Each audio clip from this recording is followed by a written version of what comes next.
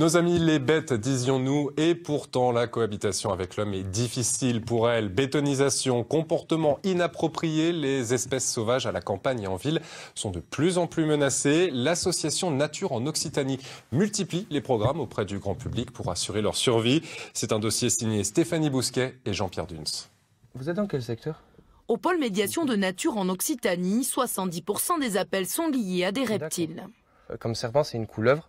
Donc on le voit très clairement sur la vidéo. Un coordinateur est là pour évaluer la situation à distance et rassurer le particulier face au comportement du serpent. C'est plutôt le contraire. On dirait plutôt que c'est le chat qui attaque le serpent. Vraiment de base, c'est des animaux qui sont assez craintifs. Donc si vous vous retrouvez face à la couleuvre, elle vous attaquera jamais sauf si elle se retrouve acculée dans un coin. Et quand ces couleuvres rentrent dans les maisons, ces médiateurs se déplacent. L'objectif est toujours le même.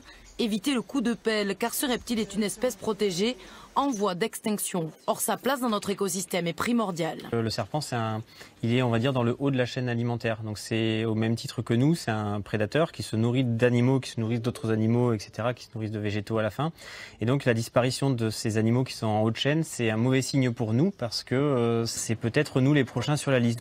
Il faut dire qu'avec une urbanisation galopante, l'augmentation du trafic routier, des espèces autrefois très répandues disparaissent peu à peu de nos territoires. Nature en Occitanie a alors développé un partenariat avec le centre de soins faune sauvage de l'école vétérinaire de Toulouse pour sauver tout ce qui peut l'être. Des soins ici à l'endroit où la carapace était cassée. Comme avec cette tortue, une cistude d'Europe en voie de disparition, percutée par une voiture il y a un mois dans le Gers.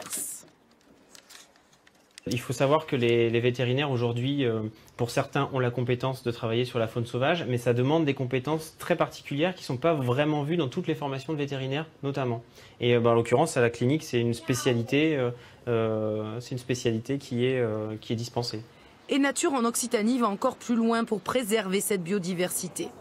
Elle tisse des partenariats avec des communes. À Blagnac, par exemple, elle a lancé une campagne d'information sur les hirondelles, car le danger pour cette espèce protégée ne vient pas seulement du béton et de la pollution.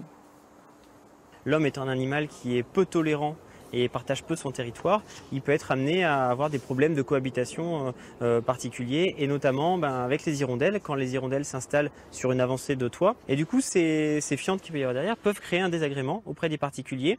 Et généralement, le comportement, c'est quoi ? C'est on va détruire les nids d'hirondelles. Nous, on sensibilise les gens et on essaie de leur apporter des conseils pour éviter les désagréments. Par exemple, installer une petite planchette sous un nid qui est occupé, ça permet d'éviter que les fientes viennent se déposer sous la devanture du toit. Le but, sauver ces oiseaux migrateurs de moins en moins nombreux en ville. En 40 ans, nous avons perdu 60% des populations d'animaux sauvages sur Terre.